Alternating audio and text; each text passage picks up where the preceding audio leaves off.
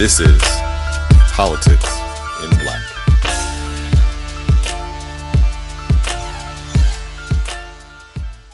What's happening, family? We are back. It's the second Sunday in the month, so you know what that means. It's time for another episode of Politics in Black. Once again, I am only one half of your hosting team. My name is Chad Brown. Sitting across from me, one of the hardest working women on the ground, Friday Jones. Friday, say what's up to the people. How is everyone doing? Let me tell you something. I am in a Baldwin state of mind. Let's do it. So buckle up. Let's do it. Everybody buckle up. Get your libations ready. You might need it by the end of this one. But, you know, Friday, the last show, we dug into the concept of the subject of environmental racism. I mean, we centered that conversation much around Flint, Michigan, and the Flint water crisis. Today, what we wanted to do is really pull out the Zoom lens and keep it local and talk about the Watts neighborhood here in L.A. and some of the things that are going on that, you know, if you're not in L.A., you might not necessarily know about.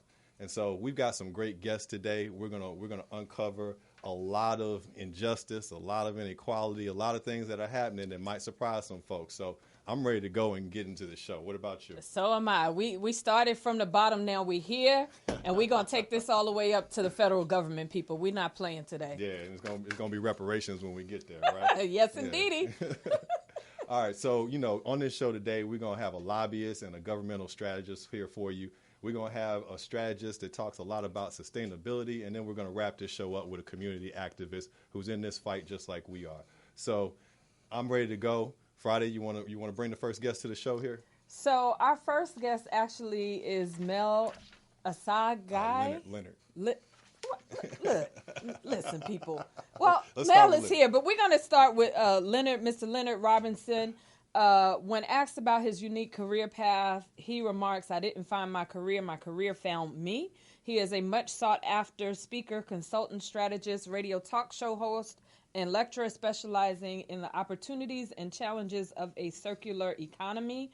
Currently, he serves as the sustainability strategist for the Archdiocese of Atlanta, where he is entrusted with creating a sustainability vision, mission, and program for 1.2 million Catholics in the northern central Georgia area.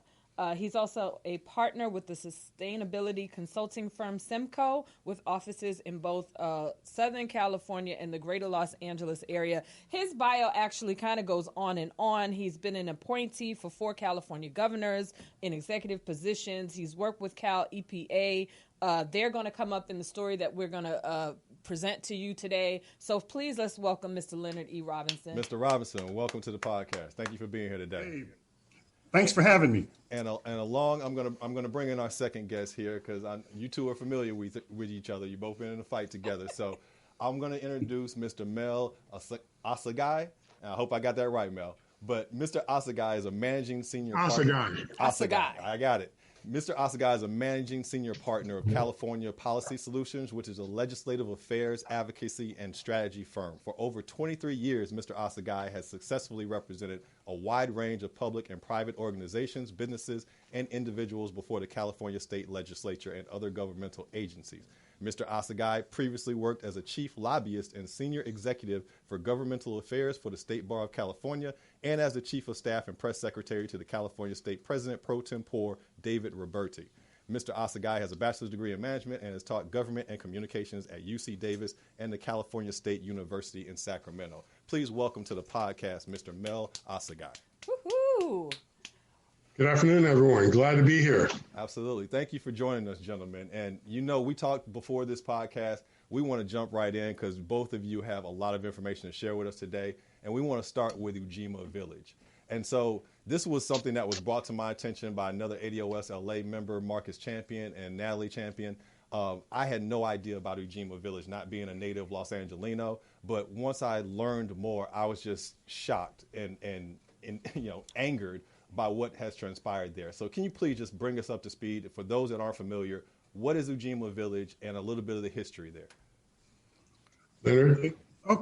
Okay, I'll start. I used to hang out there as a teen. I had a lot of family there. I spent a lot of time in Ujima Village over in South LA, and it was subsidized housing that was built on a former toxic material site. They just paved it over, put subsidized housing, and had people there. Well, at the time, I didn't know. And as time passed, people were getting sick. There were cancer clusters. However, from 1972 to 2004, nobody did anything until HUD sold the housing to LA County. LA County accidentally checked the soil and accidentally found a whole bunch of toxics in there. There had been complaints of illnesses, cancer clusters, and the whole works. Now, for me, it's kind of interesting. I spent some time there as a teen, and it was right in my community. And years later, I headed up the department that began the cleanup of that site. So that's kind of it in a nutshell, from my perspective. Absolutely, Mr. Robinson. You covered a lot right there. I want to slow down just a little bit for the folks that aren't familiar, okay? So in 1920s, this was the Athens Tank Farm, right, which was owned and operated by ExxonMobil. And then that operated until about the 1940s or so. And then post-World War II was converted into housing. Is that correct? Pretty much. I think it was the mobile tank farm from the 1920s to the 50s. But yeah, okay. HUD bought it and put subsidized housing there from ExxonMobil. And then when HUD made that purchase, ExxonMobil didn't do any cleanup. They basically just walked away from the site. They just walked away from the property. A property where they were storing millions of gallons of gasoline, petroleum, and crude oil. Right? I've seen the pictures, and it's incredible the size of this facility. Oh, yeah. And my understanding is the only area that was attempted to be cleaned initially was there were 3 huge tanks. And under those 3 huge tanks, 20 feet worth of dirt underneath was excavated, but nothing else was cleaned up. Today, there's still fencing around the area. There are dirt piles which are exposed on the street today. Which is just when you start looking into this, and we are reparationists, like American descendants of slavery. We are modern day reparationists. When you look into the ownership of even the oil companies, I like to often say there is no black version of ExxonMobil. Saucony Oil was merged with Magnolia Oil back in the 50s, forming Mobil. And ExxonMobil now is one of the largest internationally publicly traded oil firms in the world, on the planet. And that wealth was created in the United States under a Jim Crow era where black people couldn't even compete. But putting that competition to the side, where you have all of this corporate growth and lack of corporate oversight, it's like the community of black people, primarily ADOS people that migrated here for work, are bearing the cost today. Yes, absolutely. And Mel, I want to come to you quickly and talk a little bit about the scale of this. And one of the things that Mr. Robinson mentioned was that HUD came in, basically built the project, and then sold it to the county for what I believe was $1. $1. And then when they were warned of this contamination in that process, is that correct? That's what I'm saying. Okay. And ignored that. And then when the county took over, or the housing authority, still residents had questions because obviously people were getting sick. Cancers were popping up on, strange illnesses, birth defects, things of that nature. But what actions, if any, did the county take to address the residents' concerns?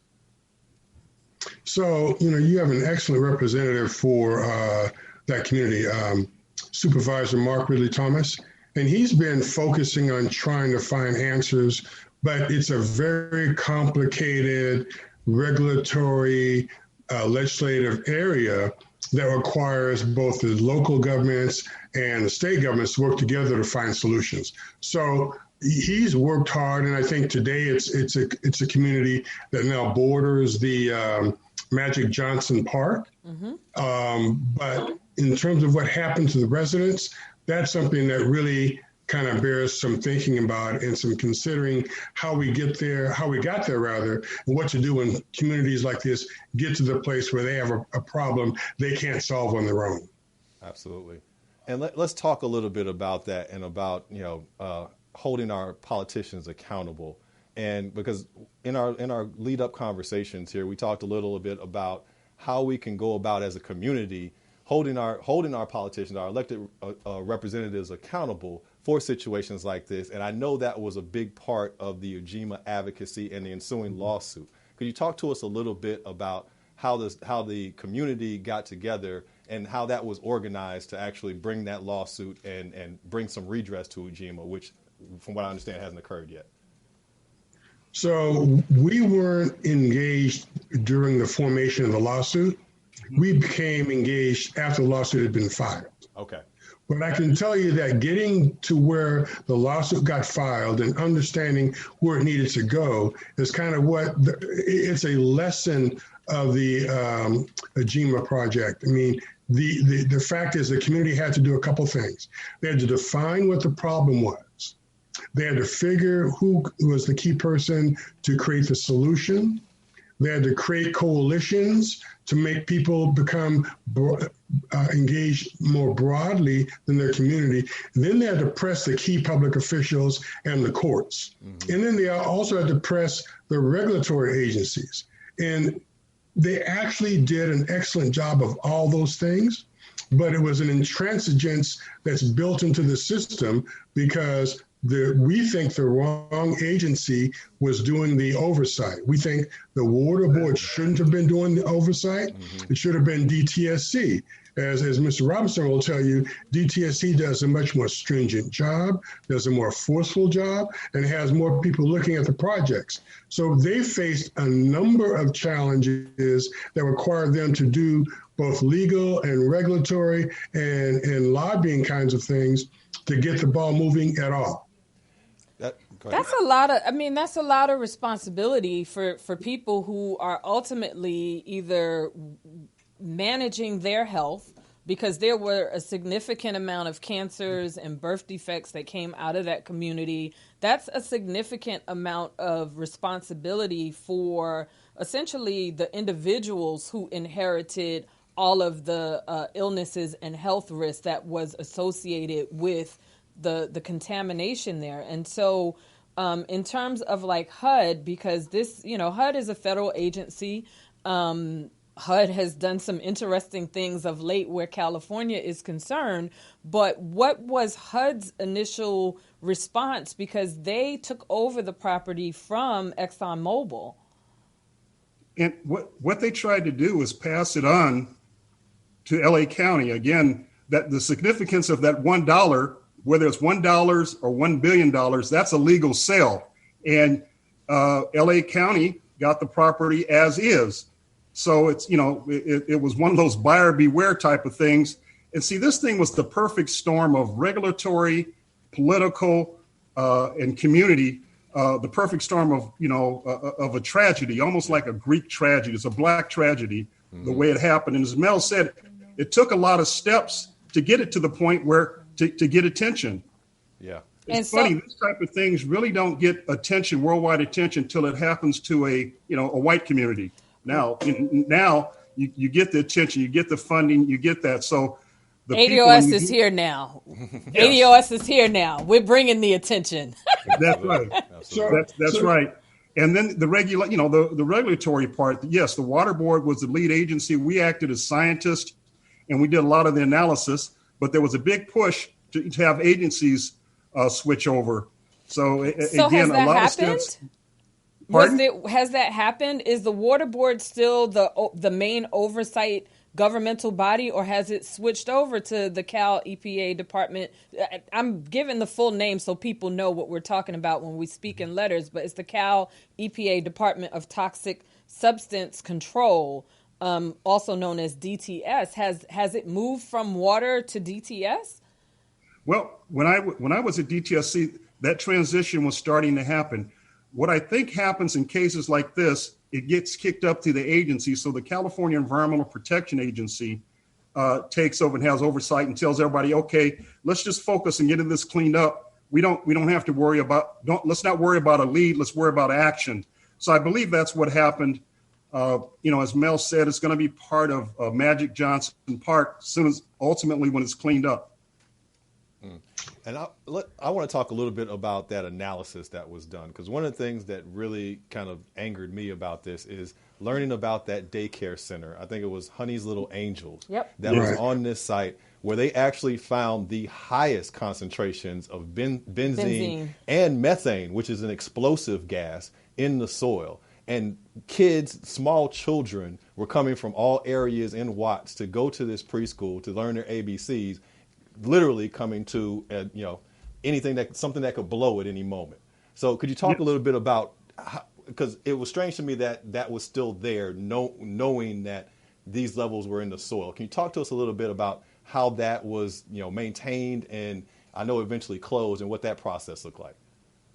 Well, it was like when they moved the residents. It took from 2004 to 2010 to get the last residents out, and they spent $1.2 million. But the daycare center, that was the interesting part. This is where local government takes a leadership position to get it moved out of there. And then the thing is, in that community, just because you shut down the daycare center, those kids have to go somewhere because their parents are working. So you've got to find, not only shut it down as soon as possible, but you have to relocate the kids. Yeah. And that's the advantage of getting local government engaged in those type of projects. Can we talk a little bit about the leadership of the water board? Because part of any conversation that ADOS has is in the place of advocacy. So I went and looked at the water board today. Who are the board members? The board members are ultimately appointed by Governor Gavin Newsom. And I just want to briefly go over who these people are today. So we have board member Irma Munoz, she terms out in 2023. Lawrence Yee terms out in 2021. Charles Stringer terms out in 2021. Cynthia Guzman terms out in 2023. And James Stahl terms out in 2022.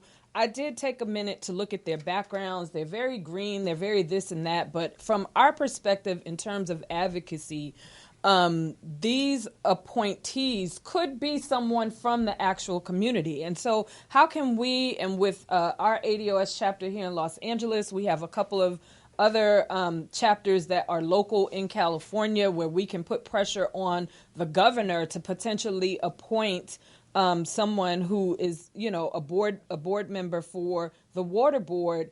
How can we turn up the pressure on the governor to choose someone from the actual community that's not necessarily, and there's nothing wrong with, we have only one planet. So all the tree huggers and the green people and the earth people, I have appreciation for you, but I also have appreciation for human life. So how can we turn the pressure up on the governor to get one of these people replaced when they term out, if this is still the governing body? Sure. Yeah. Let me address that sort of advocacy issue. On governor's appointments, it's important to know, what you want to have happen, the position you want, and then to start at the local level and with local leaders petitioning the appointment secretary and the governor to make the appointment. You have a very strong case for getting somebody from the community, but it goes through a path where you have to have people advocating with the governor's office. And one of the most important things for communities protecting themselves is to know the path to get to your destination. Mm-hmm. And if you want that board impacted, right, you need to get your local community, board of supervisors, organizations, churches to support that appointment process, or a particular person. But it's going to take almost an advocacy like lobbying to get that done. It doesn't happen by sort of a normal course of things. And it's always a product of people like yourselves getting engaged and focusing on the need for someone to represent you. But it's the work of making sure you go through the process of making sure you select somebody, know who your advocates are, create coalitions, and then get that coalition and put that person forward or those people forward you want to see on those boards. Exactly. Great. So if there's anyone who's listening, ADOS Los Angeles will be starting a leadership grooming type thing as we continue to grow. And so if you are in Watts or you're in the Los Angeles area and this is really moving you, if you've been involved with this fight, I want you to reach out to us because we want to work with people who want to move in that direction. We have a question coming up from YouTube. The question is, was Ujima built as an appeasement for the Watts unrest and riots of 1965? Well, part of the call was for housing. So, yeah, it was. It was built in 1972. So, yes, that the Watts riot had some impact on that. Okay. I had a question because one of the I listened to a Newswire documentary, and I suggest anyone that wants to learn more about Ujima, there's a great documentary on YouTube by Newswire. But there was a gentleman on there, and I'm not sure if he's still with us or not, named Donald Brown, who had stage 4 cancer in his lungs, his liver, and his small intestine. He had been a resident of Ujima for decades, and so I got to imagine there are dozens, if not hundreds, of people that have passed through this area over the course of 50, 60 years. Do you have any kind of sense of the scale and how many people were affected by these toxic conditions? And today, what is the current state of Ujima? Well, I can answer. The current state of Ujima is going to be, I think they've spent a total of $135 million, and it's going to be part of the Magic Johnson Park once it's cleaned up. And then there's going to be monitoring. Centennial High School, they're going to have to do monitoring of air and water there and all around. So it'll be a forever monitoring thing. As far as the people, this is one of the things how government can drag its feet. Somebody has terminal cancer. The defendant and the government in their, I don't know if it's intentional, but they drag things along, and basically the case outlives the petitioners and everything. Absolutely. So, but I'm not sure of the status. I just know that there were the cancer amount of cancer were off the chart, and it was just beyond not having access to medical. Has there been any indication for either of you talking about dragging your feet on how much longer they think this will wrap up? Because this has really been going on for decades at this point. Mm-hmm. Moves at the speed of government. That's not a good speed. No, not at all. Not without pressure behind it. It needs to be some pressure behind it to get that speed up. Exactly. Yeah. As Mel said, the local leadership supporting people. And then one more thing to add, get your local political party, local and state engaged too, to help vet, because there's a vetting process that you have to go through to be an appointment of the, appointee of the governor. And what's the current state of the lawsuit by the residents? Is that still being adjudicated? Where are we at there? I don't know. Okay. Yeah, I don't have a read on that either. I was trying to figure it out, but I don't have a read at this point. Okay. And out of curiosity, I also went and looked at the earnings, if you will, of the jobs over at the water board. There are mainly geologists and engineers that work in that particular space, and I'm an advocate for ADOS people being employed in the sort of everyday jobs. I think the average income there was $80,000.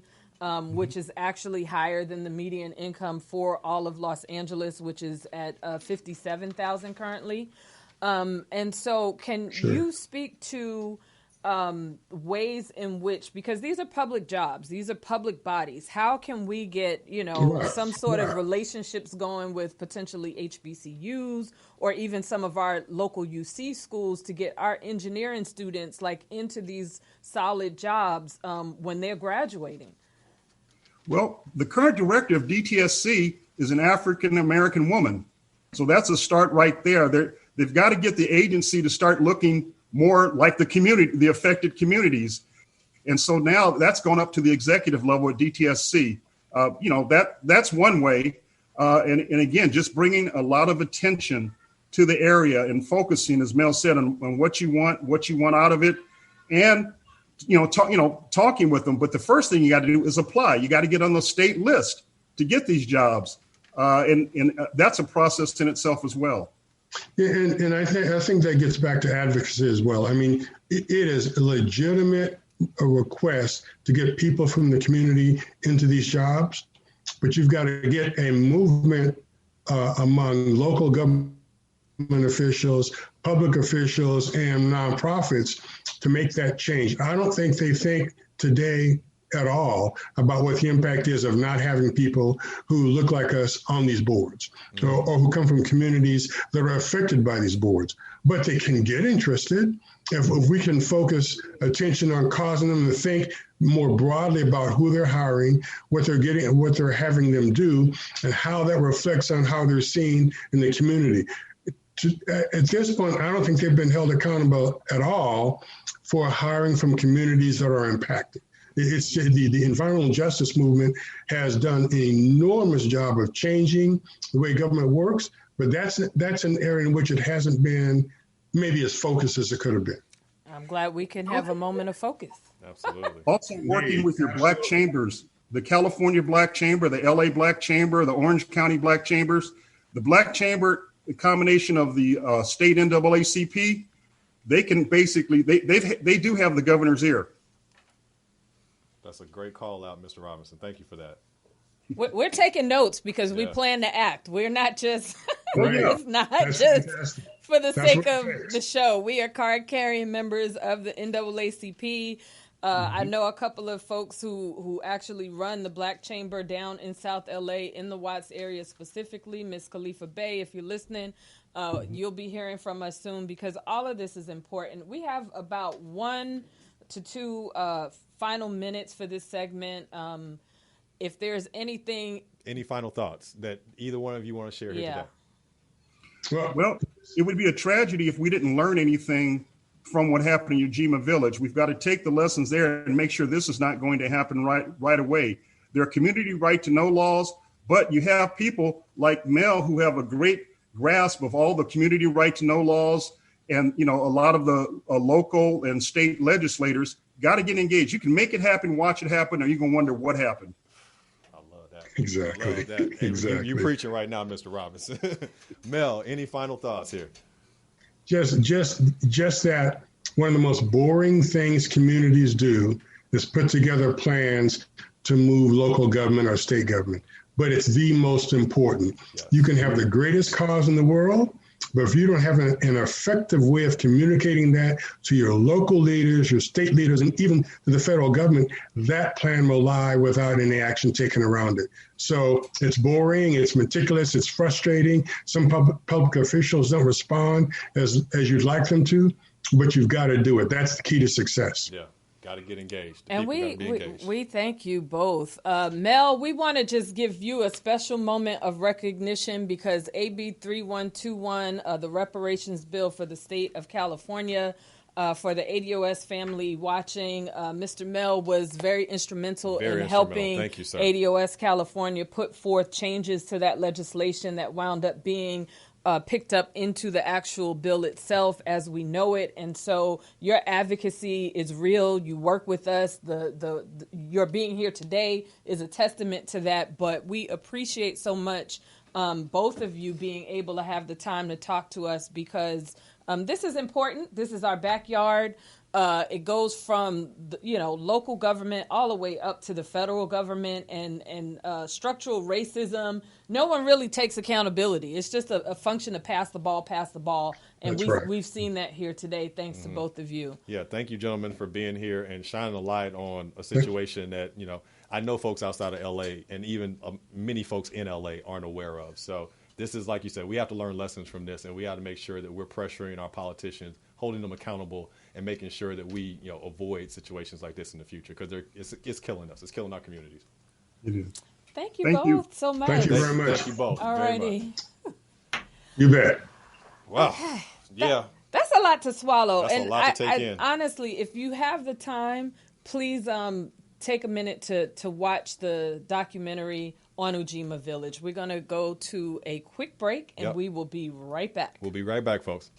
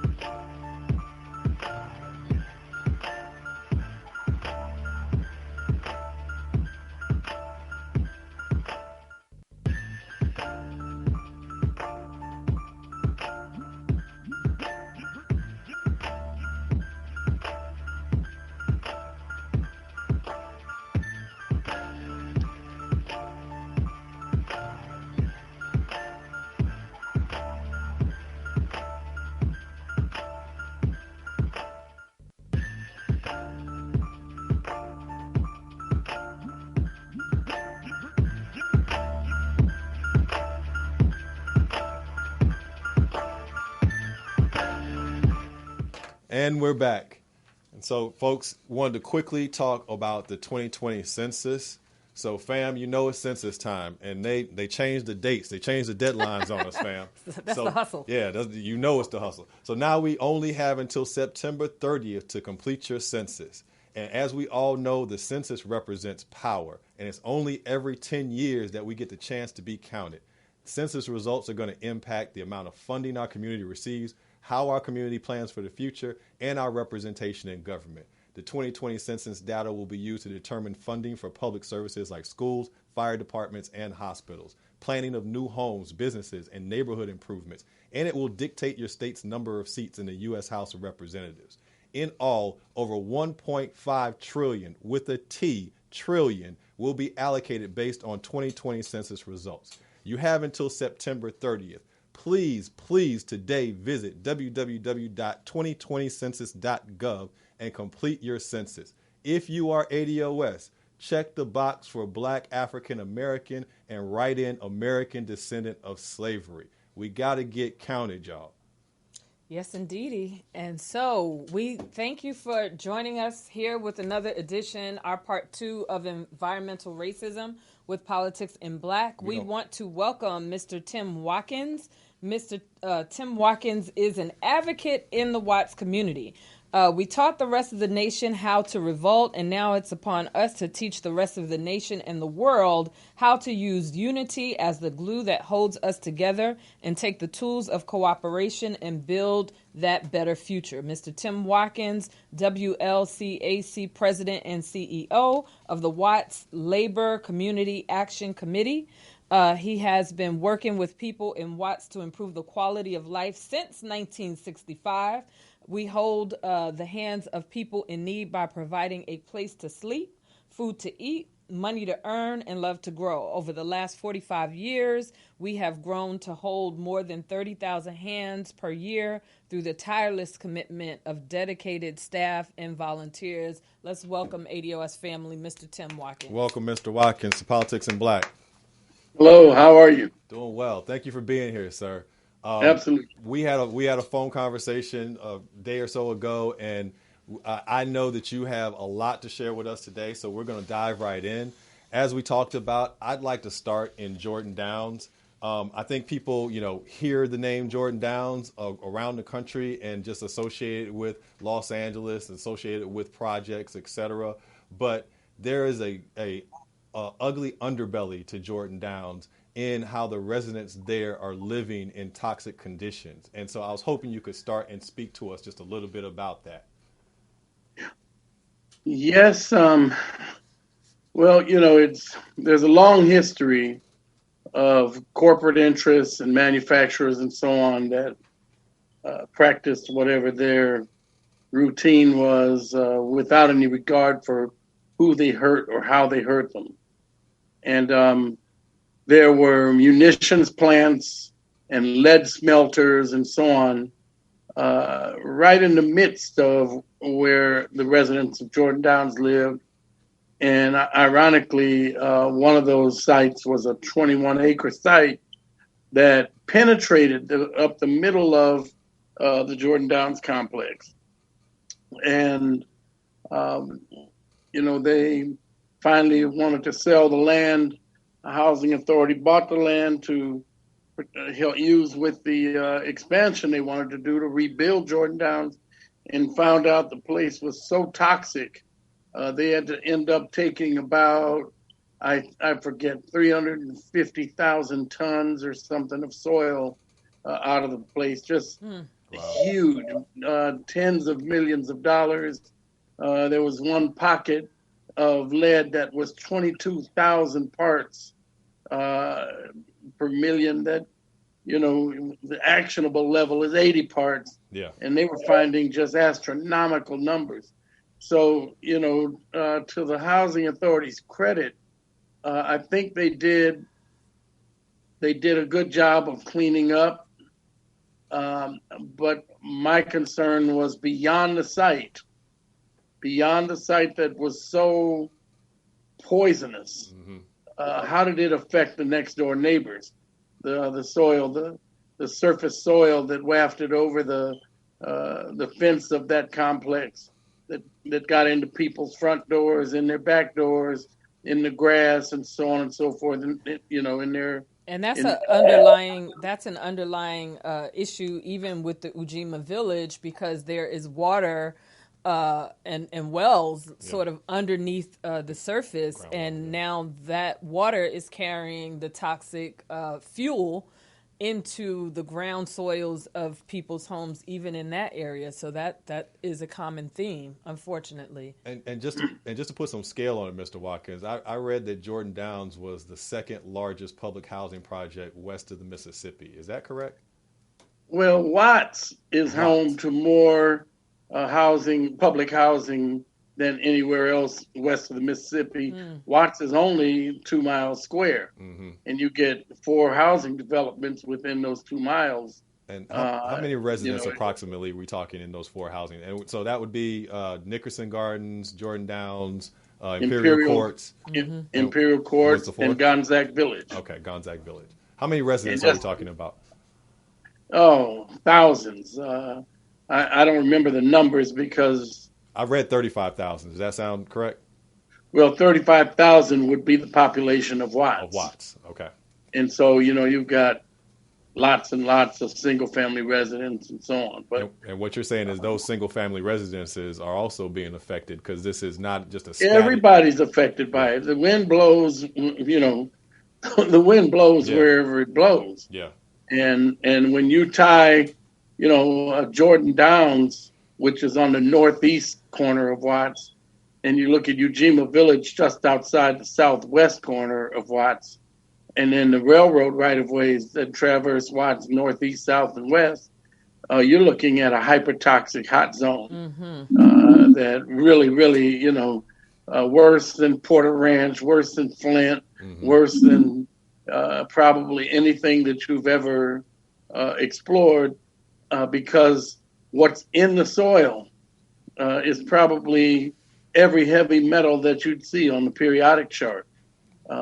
We've had it tested by scientists. We've tested it ourselves using scientific equipment, and everything from manganese and chromium, barium, gold, mercury. It's all right there in that poisonous soil in the right-of-ways. And when you get to Ujima Village, you're dealing with what they thought was just methane and benzene, benzene being a carcinogenic and volatile organic compound.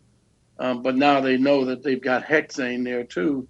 And the problem with Ujima Village is that, the state, the county, and probably the federal government kind of look the other way on massive failure of government. Absolutely. Yeah, the risk associated with acknowledging how much harm was actually being done. I've seen town hall meetings, and anybody can actually see them. They're on YouTube. Just go to Ujima Village meetings, and you see people crying and begging, for relief because their children were dying. They were dying. Just a couple months ago, Mr. Brown, one of the tenants that when I met him, he was 80 years old and had already had, I think, 70 rounds of chemo. These folks went through hell, suffering as a result of living in a community that was named, after an African proverb that talks about working and building together. During any of the town halls, had HUD come to be responsive at any point in time? I mean, there's the argument that once the property was sold to LA County, that HUD, may not have thought they had a responsibility. But as these illnesses were developing, as you have people coming with cancers and cancers coming from the benzene, and then birth defects coming out of the hexane, where was HUD in this, or where were any of our congressional leaders? I mean, it would seem that someone would have over this 40-year period kind of stepped in and said, I am going to champion this particular cause for my community, for my constituents? Well, what you have to do is, okay, let's step outside of Watts again for a minute and look at Porter Ranch and Flint. The people of Flint could die en masse and get buried in a common grave, and there still wouldn't be the uproar that there was for Porter Ranch. You're right. Porter Ranch arguably was not, it wasn't volatile in the sense that people were inhaling things that would give them cancer. But the smell of it, which is they put an odor, they odorize the gas because otherwise the gas would have you wouldn't be able to detect it. Right. But just the feeling that my house has been infiltrated with this gas and whatever it carries with it was enough to cause the collective affluent community to cry out and demand 5-star accommodations or 4-star accommodations and compensation in so many different ways for work missed, for houses needing to be cleaned, for clothing that needed to be whatever. And they got it all. Yeah. And some of them, I believe, I might be wrong, and I've been wrong once or twice, but I think that there's still people getting some form of compensation. And yet in Flint, it was a valve that was turned off to divert water from the people of Flint and into the automobile or whatever the manufacturing plant was. And I never understood why in the hell didn't they just turn the valve back? That's right. What was the big deal about manufacturers needing better water than human beings? Right. We have a question. I met with people from Flint, and the problem there, sort of like the problem in Watts. You cry out, and people are kind of, the elected officials are, well, what do you want me to do? We have, lead and environmental problems everywhere. Well, all of them aren't causing children to have leukemia. Right. And there's a trio of doctors, one of which is still living. Those doctors deserve, as far as I'm concerned, they should have gotten a Nobel Prize for the work they tirelessly did. Dr. Ernie Smith, PhD, who was a linguist, and he's still alive. Dr. Ernie Smith, MD, who was a pediatrician, and Dr. Sam Shacks, who was a molecular biologist. Now, come on. You've got 3 top-flight doctors from the King Drew Medical Complex, and they're looking at why all of these kids are coming in for treatment and started to understand that it was coming from an environmental exposure. So they started, with the county and with whoever the powers that be locally. They went as far as the state. I don't know if they got to the feds, but I don't know, reminds me of Bugs Bunny and Elmer Fudd. No matter what Elmer Fudd did to try to outsmart that rabbit, he was a very tricky rabbit. You remember hearing that? Yeah. And that's how the municipalities are. The municipalities, I don't care if it's a city or the county or what, they're risk averse. Yeah. They don't want to deal with things that are right in front of them oftentimes because, it would probably break the bank if they dealt with the mitigation side of the remediation that needed to be done. And that's when you tap into the federal. If it's going to break the local bank, you go up to the federal government. And I want to ask but it's not just the bank; it's the political careers too. Yeah. And people are making it wouldn't take any of your listeners much work to see who the political representatives are that are living in the midst of this calamity. So they're not near it enough to breathe it, but they certainly are aware of it. We did have a question from YouTube, Mr. Watkins. In our YouTube chat, there is this question. There was a rumor that corporations were looking for oil under Watts, right under the surface of Jordan Downs and Nickerson Gardens. Is some of what is in the soil now, or what is part of the contaminants now, due to drilling that was possibly being done? I don't think so. Okay. I don't think so. What happened is that you had back in the 1950s, you had the General Petroleum Corporation processing oil without the benefit of what we know now. There was no EPA. There was no environmental regulator, so to speak.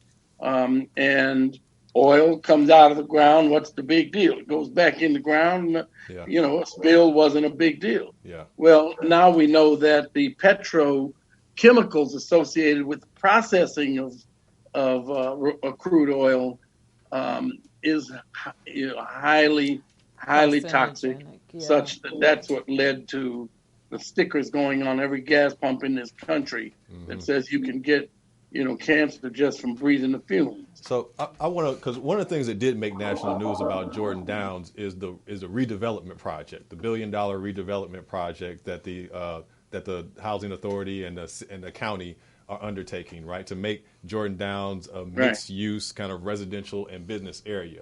And one of the things that stood out to me as I was reading about this development is that they're allocating around 250 or so units for what they're calling affordable housing. Well, there are 700 households that were staying in Jordan Downs at one point. So it sounds like they're cutting 2/3 of the people out of being able to stay in their homes that they've been poisoned in, right? And so for me, it sounds like, we eat the failure, we eat all the poison for decades, and then we are unable to benefit from any of the cleanup or any of the post-cleanup that might happen. Because I don't think people understand, this is LA real estate. This is valuable real estate in the city of Los Angeles that these folks are living on. And so could you talk a little bit about what you're seeing from a displacement perspective and folks being moved out of the area and to who knows where? Well, first of all, the displacement probably started 15 years ago.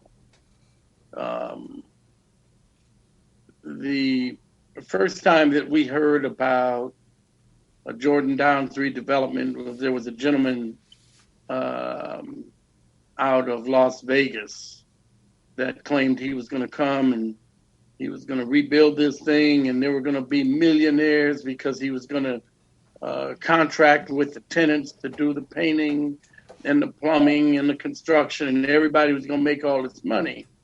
And meanwhile, he was, one of those guys that gets folks stirred up with a promise, but everywhere he went, he left a trail of destruction, and he wasn't able to deliver on any of the promises he made. But when we got together, he called the project Watts Rising, ironically.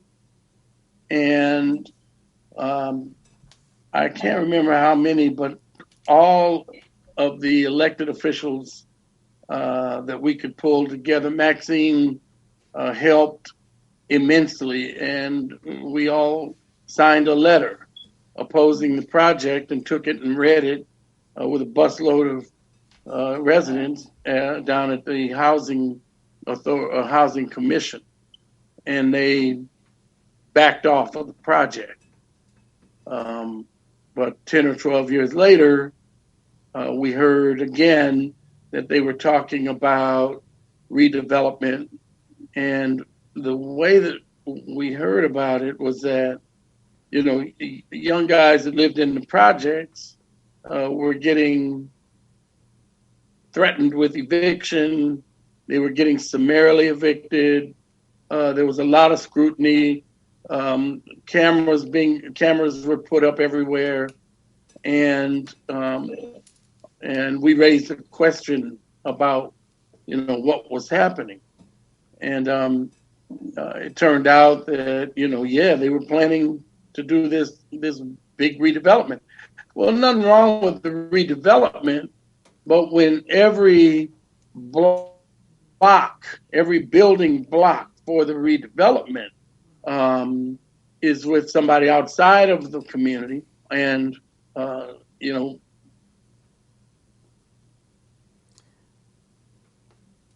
Did we lose him?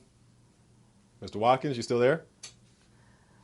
Oh. Well, hopefully we can get him back, because you two be playing. Y'all. I wanted to ask the question, specifically about the idea of boycotting what we now know to be an ExxonMobil. I mean, that's something that ADOS, honestly, across the country could do to support the people here in southern Los Angeles. And if you look at a map, you can Google it. If you look at a map by race of what Los Angeles looked like, you can see where black people and black communities were and what the displacement looked like over time. And so when we step back, right, and we look at this 40, 50-year time span, and you look at, you Google race in Los Angeles and you see the time-lapse map, some of what you see is a result of these displacements in Jordan Downs, in the Ujima Village, in these areas where there was all this industrialization, and then you fast forward and you're like, what happened to the people? Where did they go? They had no choice but to leave because their physical health and physical bodies were being jeopardized. And so I don't say this lightly. We, ADOS Los Angeles has not really pushed forth a boycott effort in any way, but this is a time where I feel that it's appropriate. We're in a time in the country where we are changing, and where it's not just our communities that are seeing and witnessing the disparity and the inequity that we have going on. We have other people who are finally starting to see it. And I think that ExxonMobil should have crossed to bear. It doesn't matter that they sold the property as is. They're an international, multi-billion-dollar company, and they have to bear the cost. And Absolutely. I think that for us, we, go pass them by, go to the next gas station. And I think also we got to follow the money, because ExxonMobil, they have lobbyists in government, right? And so they are spending dollars with our politicians to make sure that things like Ujima Village and Jordan Downs don't come to the forefront, and that we aren't aware of these things, so that they can continue doing business as usual. So I hear you 100%, and I agree with you. But we got to start following the money. We got to see which politicians are taking those checks, and we got to make sure that we're holding them accountable to the people and not to corporate profit. And we can tell you, there was some legislation, and I don't remember it exactly, but we took a meeting with Holly Mitchell, and she talked about wanting to do some cleanup efforts. And she, as she said, lost all the teeth in her mouth when she proposed that legislation, because the lobbying dollars at the state legislator level in California were significant. And it almost was to the point where she had to decide whether or not she had more good work to do in addition to that one piece of legislation. And our legislators that are for us and working with us should not have to choose which good they're going to do, because the corporate lobbying dollars are so much stronger. But absolutely. In any event, we lost Mr. Watkins, but I just want to let him know we appreciate him being here. Yes, indeed. We only scratched the surface, folks, on what's going on in Watts and around LA, in ADOS neighborhoods and our communities, and how they're being decimated because they were set up to, first of all, they were built on top of toxic sites. So we were put into, undesirable areas where we've lived for decades, and we're now bearing the health outcomes of living there. And now we're being displaced out of homes that folks might have been living in for 30, 40 years or more.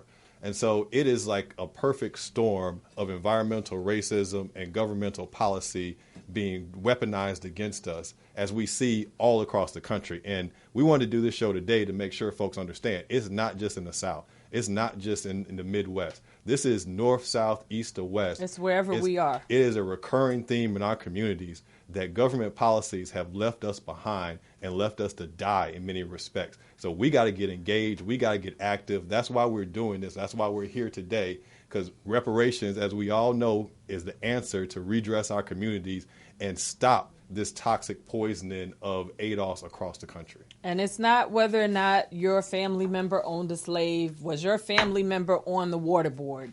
Was your family member a geologist at the water board doing this testing and keeping it quiet? Was your family member on a government legislator, who didn't come out and do the right thing? Was your family member an employee at Exxon Motors and knew this information and just didn't do anything about it? These are the kinds of conversations, particularly during the Jim Crow era, that we have to assess. Yep. Complicity comes by way of silence, and so we are reparationists. ADOS Los Angeles. We stand on our square and we live for the advocacy of our people. I want to tell you about a couple of Senate bills going on in the state of California. We have a call to action. There are two important bills we want to bring to your attention today. Shout out to Jan from Black Lives Matter Los Angeles for bringing these to our attention. One of the bills, AB 1460. This is Dr. Weber's bill that just passed the California Senate, and it will make ethnic studies a Cal State University requirement for all students. AB 1460 is on Newsom's desk, and he needs to sign it. So we need you to call and to tweet to Governor Newsom, telling him to sign AB 1460. Let me get it right. I want y'all to tweet the right information. Definitely. Sign AB 1460 to make ethnic studies a California State University requirement. And you can call 916-445-2841. If you're on Twitter, you can @California or @CA Governor, @CA Governor, and let Governor Newsom how you feel about AB 1460. The second bill is SB 731, and this one, for all of the protesting that has been going on across America, but in California specifically, we have legislation that can address some of the improprieties with our police departments within the state of California. SB 731, the Kenneth Ross Jr. Police Decertification Bill. This is still in the state Senate, and if it passes, it will save lives by decertifying dangerous and killer cops by preventing them from simply working in another department after being fired. We have to put pressure on Speaker Rendon, Chair Joan Sawyer, and Ian Calderon's office to advance this bill. Please call, send emails to Speaker Rendon and Chair Joan Sawyer and tell them to please vote yes to advance SB 731. That's the Kenneth Ross Jr. Police Decertification Bill. That's the work, y'all, is getting on the phone, sending those emails, tweeting at the governor, making sure our voices are heard. As you heard in both segments today, it is our job to agitate, and make our voices heard and let these politicians know that we are watching and we will hold them accountable not only at the ballot box, but in their offices on a day-to-day basis. And we're going to be in their faces, and they're going to have to deal with us until they do what we need done for our communities. All right. So that has been another episode of Politics in Black. Like I said, I'm still in my Baldwin state of mind. I am disturbed, but we encourage you all to please watch the documentary on Ujima Village. We want to thank all of our guests today. They have been just a wealth of information. We had Mr. Mel Asagai with a hard G. Asagai. We had Mr. Leonard Robinson and Mr. Tim Watkins. I feel like I'm Charlie. Y'all are my angels today. Thank you, gentlemen. Thank you. We will be back in 2 more weeks. 2 more weeks at the end of this month, 4th Sunday. Before we go, I just wanted to send a special shout out to ADOS North. In case you're on Twitter, on social media, you've probably seen that there is a GoFundMe going around for her. She's currently homeless. She's unhoused right now. And, obviously dealing during a pandemic, that is a tough situation. So anything that you can contribute to ADOS North to help her through this tough time is greatly appreciated, fam. We got in a lot of circumstances. That's right. We got to take care of each other. That's right. And thanks, Trey Slay, for getting ADOS North GoFundMe up and running. So we're out. Until next time. Thank you, fam. All right, peace.